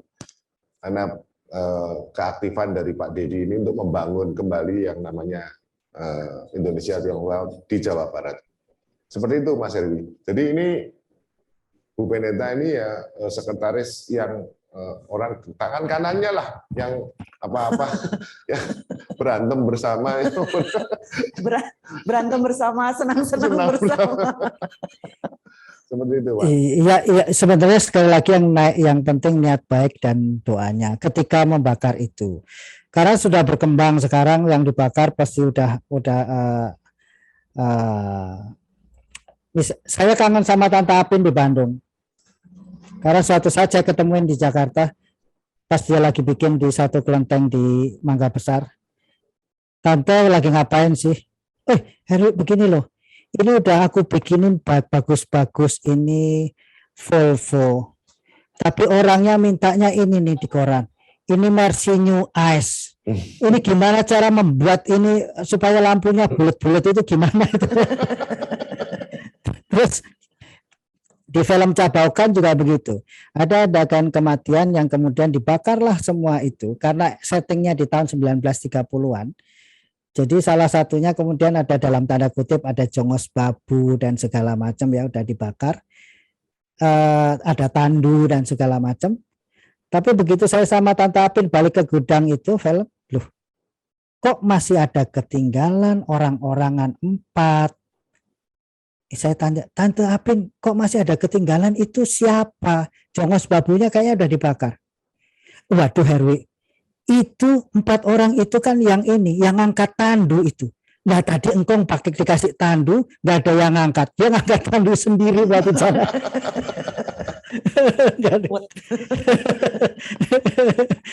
Ya. Yang penting niat baiknya dan doanya ketika itu, ketika membakar rumah-rumahan, karena itu akan berkembang terus, macam-macam ya, bentuknya bisa macam-macam, bisa akan berkembang terus. Nggak ada habisnya lah Pak, karena itu salah satu bisnis, soalnya udah dijadikan salah satu bisnis. Untuk pertanyaan selanjutnya dari Ibu Aida Lim. Halo Ibu Aida. Pertanyaannya, bagaimana kita tahu bahwa salah satu keluarga kita yang telah berpulang, arwahnya damai, tidak ada masalah di alam sana? Oke. Ini juga pertanyaan dari lubuk hati saya sebetulnya. Ini ya. Ini balik lagi soal rasa. Gini, Anda boleh datang ke makam atau mungkin ada yang diperabukan.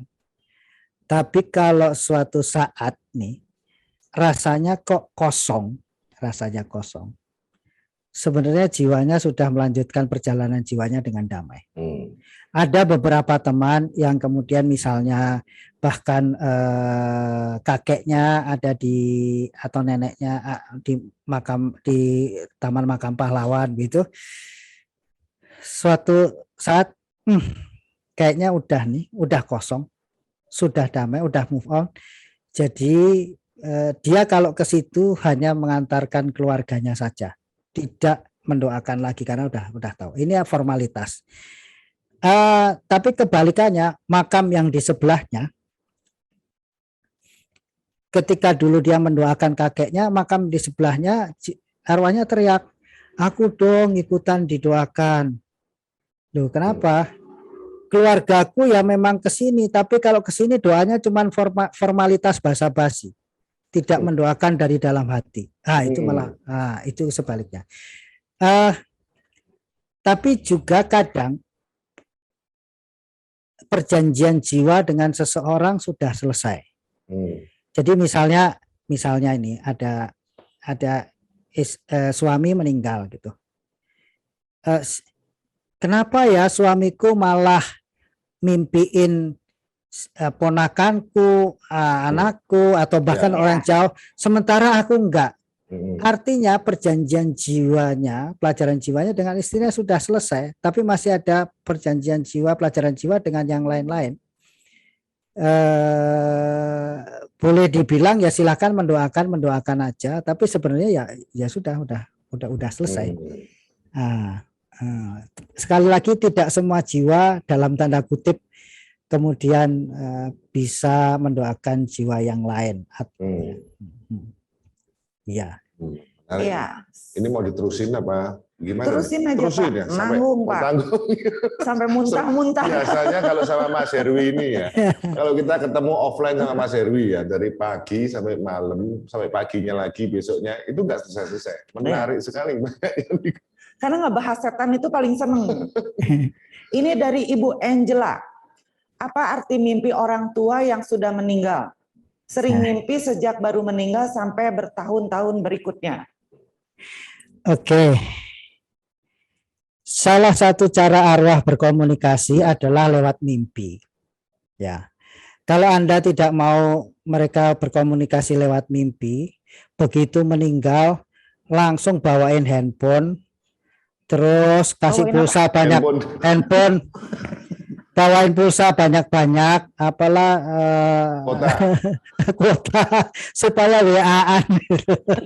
Malah jadi takut kalau ya. Oke, begini, itu cara komunikasi mereka. Ada satu kasus menarik buat saya. Saya kenal ada satu orang meninggal. Satu oma-oma meninggal ketika cucunya masih mungkin SD.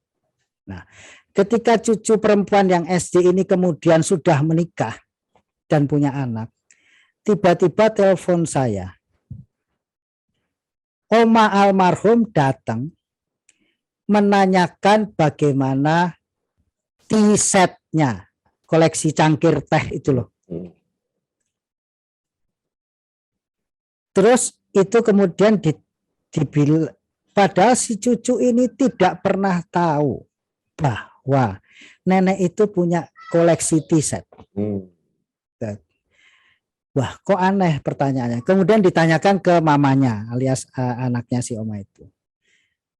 Wah, ternyata yang terjadi koleksi cangkir tehnya itu sebenarnya jatuh ke pamannya. Nah, terus pamannya bercerai dengan istrinya. Jadi si tantenya yang cerai ini yang kemudian itu kemudian membawa koleksi cangkir tehnya itu.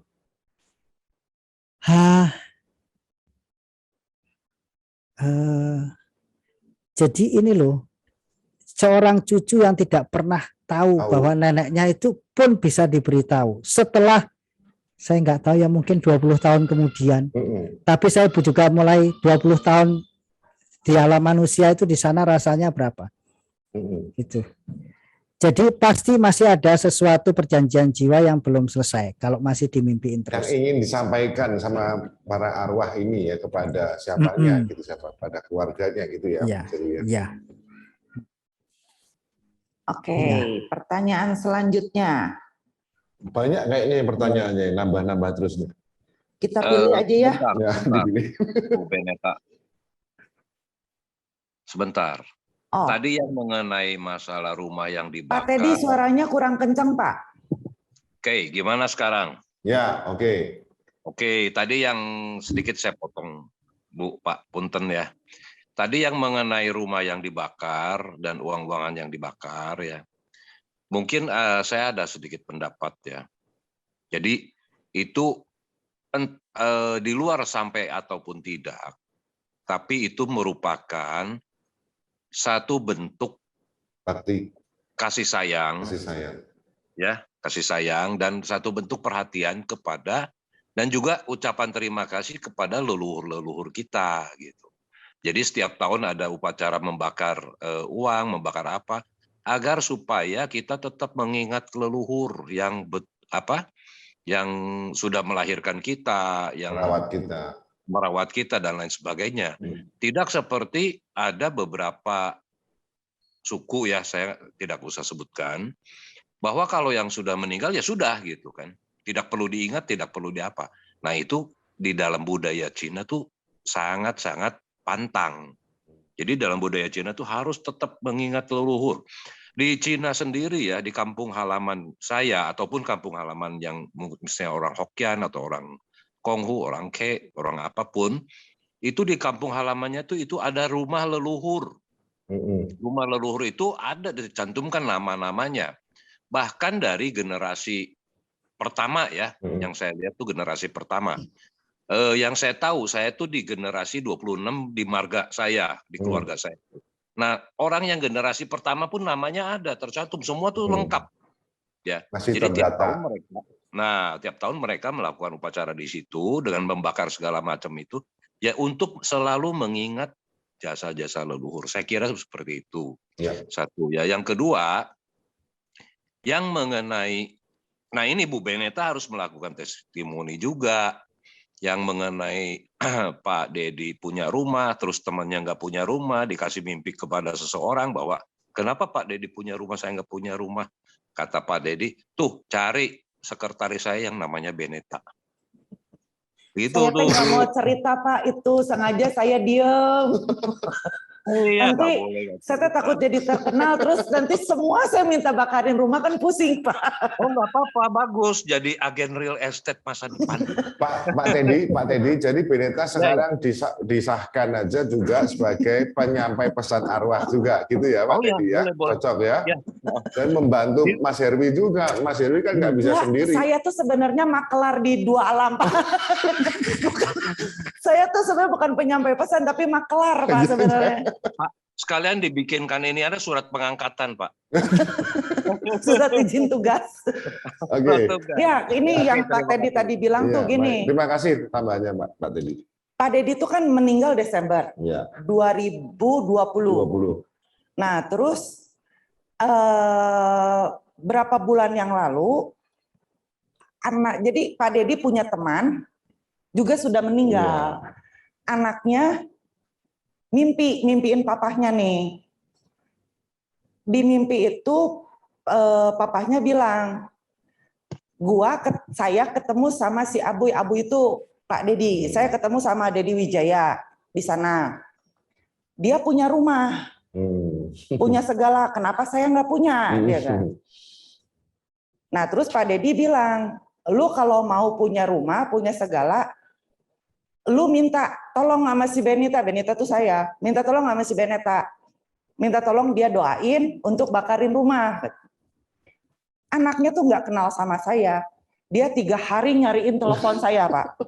3 hari, ini Benita tuh yang mana? Nyari ke sana ke sini, akhirnya dapat telepon saya. Terus dia minta tolong bakarin rumah. Saya bilang, sampai di sana aja saya begitu terkenalnya.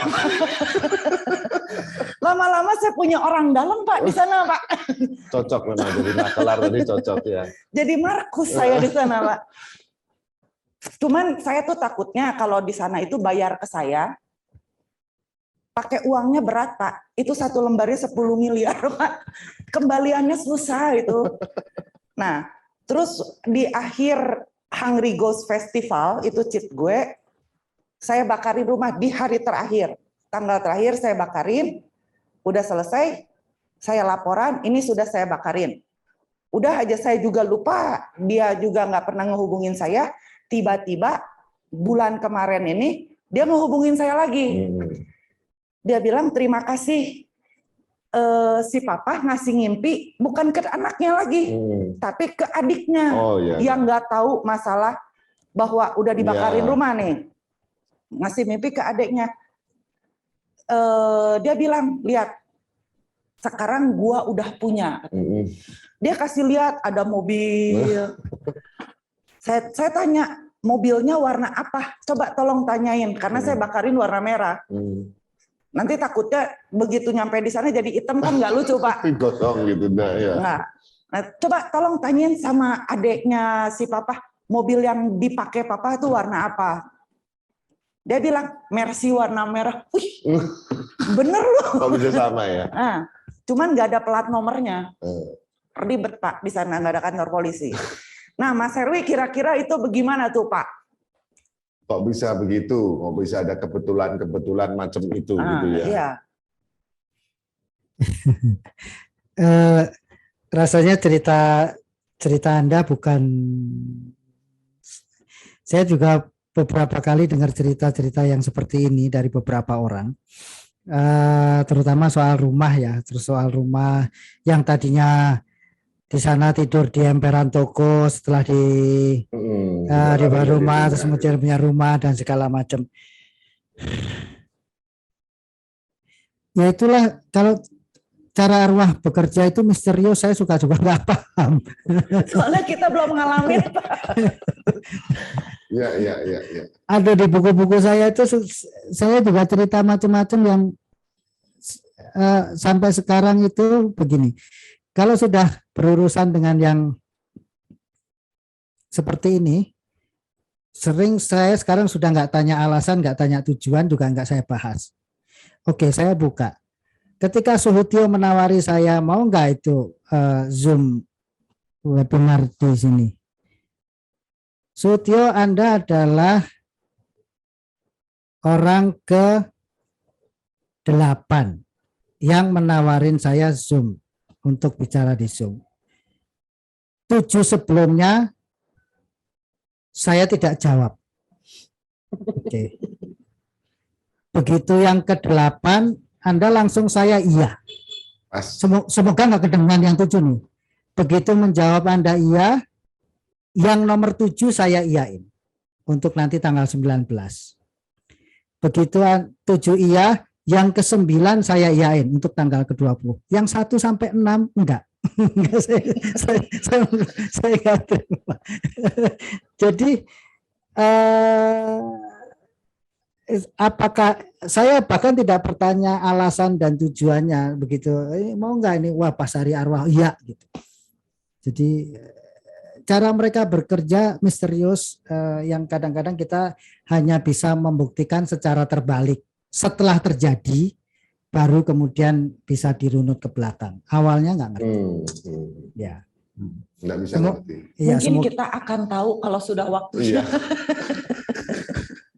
Kalau sekarang susah. Ini pertanyaan terakhir ya. Saya pilih dulu. Ini nih, nanti ada satu yang lucu ini pertanyaannya, tunggu sebentar. Buat pertanyaan yang nggak terjawab, nanti kalau berjodoh kita ketemu lagi gitu ya. Ya. Maaf izin tanya, tadi katanya yang wujudnya non manusia itu bukan arwah, semisal wujudnya hewan. Apakah itu arwah hewan atau masuk jenis makhluk halus, Pak? Ini gimana ya? Maksudnya apa hewan itu masuk jenis makhluk halus gitu atau gimana? Iya, saya ketemu arwah yang memang kalau dilihat sosok. Oke. Kalau Anda melihat itu nggak bisa melihat dengan mata seperti melihat begini loh. Jadi kalau melihat itu lewat ekor mata, jadi kayak sedikit melirik. Jadi kalau misalnya Anda menghadap ke depan, terus kalau melihat di samping kok ada sesuatu, Anda nengok hilang, itu dia. Atau Anda setengah menunduk, misalnya lagi baca atau melihat handphone, terus kayaknya di depan situ ada orang, enggak begitu dilihat nggak ada, nah itu dia. Jadi bukan dengan mata melotot begitu, enggak, malah enggak. Banyak orang yang juga bisa merasakan, tapi kemudian memang tidak melihat. Gini, sangat naif dan egois banget kalau mengira bahwa hanya kita manusia itu yang hidup di alam semesta ini, gitu ya. Jadi dan juga bukan dimensi ini aja, tapi ada dimensi-dimensi lain. Mereka itu makhluk-makhluk itu ya bentuknya bisa macam-macam, gitu ya. Nah, sebenarnya awalnya ya gini, kaget. Tadinya takut tapi kemudian hanya cukup kaget. Misalnya kita nih tidak sejak kecil di TK itu tidak mewarnai gajah, jerapah, badak dan segala macam. Kita ketemu kaget loh, kita takut. Ya. Tapi karena si Daud sudah dikenalkan sejak kecil mewarnai, malah kita pengen ke kebun binatang melihat wujudnya. Ya. Jadi misalnya sejak kita PAUD atau TK, itu kita dilatih mewarnai makhluk-makhluk halus, gondoruo, kuntilanak, dan segala macam. Bisa jadi kita malah pengen lihat. Jadi, tapi pun tidak seperti yang itu. Bentuknya macam-macam. Yang jelas bisa jadi kita menganggapnya seperti binatang, tapi itu bukan binatang. Karena jiwanya banyak yang bijak, saya banyak belajar dari mereka. Banyak mereka. Kurang lebih begitu. Suhutio mau nambahkan? Luar biasa jawabannya Mas Erwin. Ya. Ya, jelas ya. Jadi nggak tahu karena dimensinya beda. Jadi bisa banyak dimensi gitu. Jadi ya, gini itu. Mungkin Pak, kalau saya pikir ya, kalau misalnya lagi nunduk, terus ada yang lewat, kita kan suka begini ya. Ya. Apa tuh? Nah, saya pikirnya itu saya Parno, Pak. Parno bukan gitu. Pak, ada pertanyaan satu aja. Kalau orang yang sering ketempelan, maksudnya, tapi nggak kesurupan, ketempelan. Jadi banyak arwah-arwah yang mendekati, bahkan masuk ke dalam, tapi nggak sampai kesurupan. Nah, itu kira-kira gimana cara nanganinnya, Pak? Nah, ini Mas Erwin bisa jawab. Saya nggak bisa dengar ini. Oke. Waduh. Oke. Memang ada yang bakat seperti itu. Tapi kalau secara konsep yin yang itu sifatnya dia lebih yin-nya over. Nah, salah satu dalam tanda kutip terapi yang diperlukan adalah meningkatkan kepercayaan dirinya, kepercayaan jiwanya bahwa jiwanya tidak dalam dan energinya tidak serendah itu. Jadi gini, ini ada satu mahasiswi saya yang kemudian dia bakat menjadi loktung loya yang itu yang kemudian loktung ya medium sip yang seperti di Singkawang dan segala macam ya medium sip. Nah, dia di kelenteng seperti itu, kemasukan dewa dewi yang kemudian bisa menyembuhkan, memberi nasihat dan segala macam. Tapi dia juga suka ketempelan kesurupan ketika dia di rumah sakit, di pemakaman, bahkan di kampus. Nah, sampai satu titik waktu itu saya undang, ayo datanglah, yuk kita upgrade energi jiwamu, upgrade energi tubuh fisikmu, sehingga begini loh, walaupun dewa dewi itu dianggap lebih hebat, lebih bijaksana, lebih sakti dan segala macam, tapi ketika mau dengan dirimu itu sifatnya kerjasama antar jiwa, harus izin, jangan sembarangan lonong gitu loh.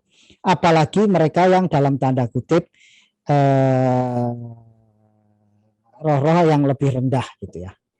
Jadi setelah di-upgrade, oh benar. Jadi mereka mahasiswi ini kemudian tetap melaksanakan salah satu tugas jiwanya untuk mediumship, tapi kemudian lebih terkontrol karena ini kerjasama antar jiwa walaupun dengan jiwa dewa dewi dan yang lainnya. Nah, kurang lebih gitu Suhud ya. Jadi ada upgrade ya ini ya, upgrade energi ya. Wah ini menarik lagi nih. Nanti ini kapan-kapan kita bahas. Cukup, Bu Ben? Sebenarnya ada satu lagi Pak. Apa itu? Yang saya pengen lebih spesifik ya.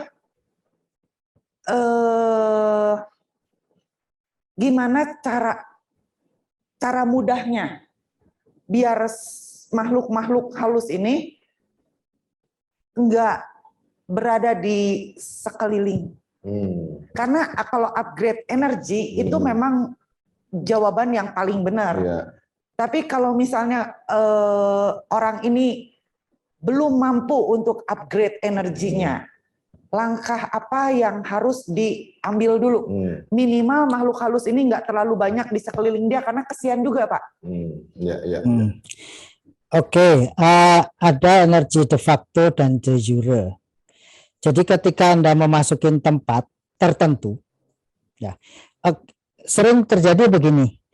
Kenapa ya sopir saya, karyawan saya, babysitter dan mbak di rumah gitu sering diganggu sementara kita anggota keluarga enggak tuh gitu ya.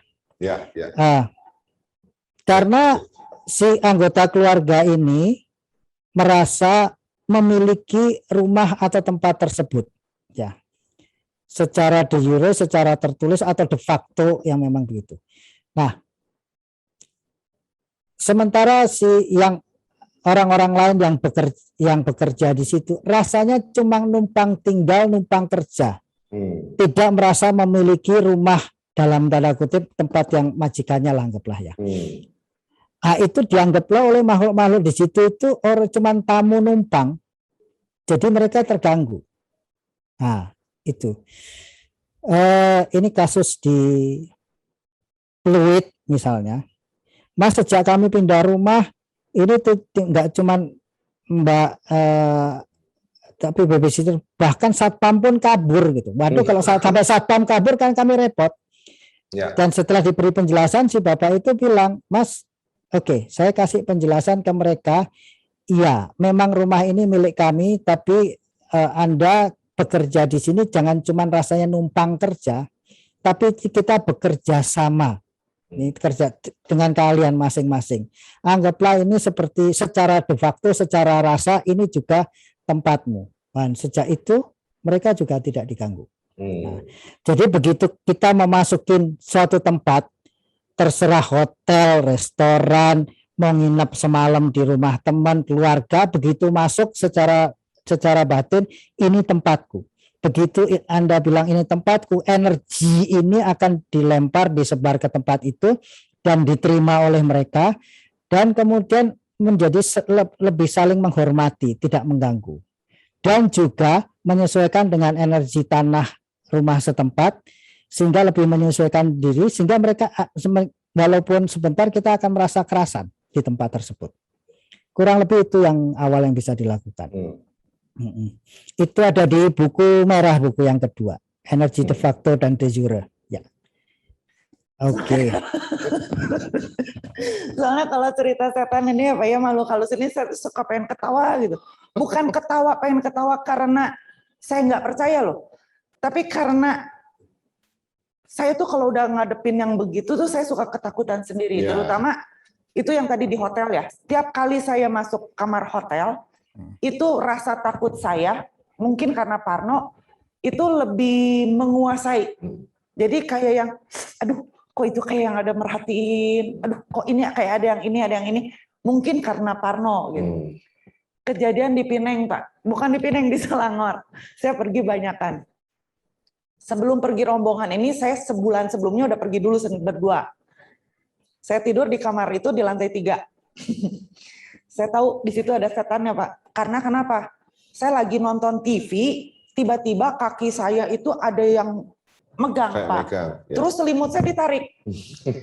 Saya langsung lari. Udah nggak ada doa-doaan lah. Udah pokoknya sama kabur aja, udah lari aja dulu. Yang penting lari dulu, urusan nanti belakangan. Terus bulan depannya kita ke Selangor lagi, nginepnya di situ lagi sialnya gitu. Untungnya saya nggak kebagian kamar itu, yang kebagian itu adalah teman saya, namanya Andre. Saya bilang, Andre, di kamar itu ada setannya loh, karena saya disetanin itu 2 malam di sana. Aduh, gua nggak bisa tidur. Enggak lah, gua nggak takut. Ya udah bagus kalau lu nggak takut, gua sih takut. Udah ya. Nah, pisahlah kamar, saya tidur. Jam 12 malam ada yang bunyi tutup pintu. Persis sebelah kamar saya. Saya keluar. Kok nggak ada? Karena itu tuh kamarnya di lantai situ cuma 6 karena hotel kecil. Nggak ada. Lift juga diem. Saya pikir, wah ini kayaknya si Andre kabur nih pindah kamar karena takut. Terus saya telepon, Andre, lu masih di kamar? Masih? Lagi apa? Lagi bakarku. Gue lagi sembayang. Gue jadi parno. Ternyata sebetulnya dia juga udah ngerasain kamar itu tuh udah nggak enak. Cuman nggak ada tempat lagi. Jadi akhirnya dia paksain. Sampai pagi dia nggak tidur dan saya harus nemenin Pak. Nah itu sebenarnya dari buku-bukunya Mas Herwi, kalau Pendeta bisa membaca, di situ juga banyak pelajaran-pelajaran dari Mas Herwi. Saya rasa gitu. Jadi nggak perlu takut lagi sebenarnya. Kalau nggak bisa, nggak bisa. Ngadepin yang kayak gitu mah nggak bisa lah. Walaupun orang bilang, lu nggak usah takut sama setan, setan takut lihat lu katanya gitu. Tetap saya takut. Oke lah. Ya, cukup. Cukup. Udah jam 9. Juga terima kasih Bapak Ibu yang tetap bertahan sampai sekarang. Tetap sehat, tetap semangat ya Pak ya. Tetap sejahtera. Jangan takut sama setan. Kalau ada setan bisa hubungi Pak Tio. Karena Mas Herwi kejauhan. Jadi bisa hubungin Pak Tio atau Pak Teddy Hanafi. Ghostbuster kita. Ya. Oke, terima kasih Mas Herwi. Terima kasih sudah dikasih kesempatan bicara. Pendeta akan nggak tahu mengacarakan lagi. Iya, jangan kapok ya Mas Herwi ya. Saya udah beli bukunya 5 udah transfer loh. Baru dibaca 10 halaman Pak yang itu Pak. Udah keburu parno saya. Begitu. Selamat malam ya. Kawan-kawan semuanya. Selamat malam semua pemirsa. Salam inti. Terima kasih juga buat tetap sehat, tetap semangat. Inti.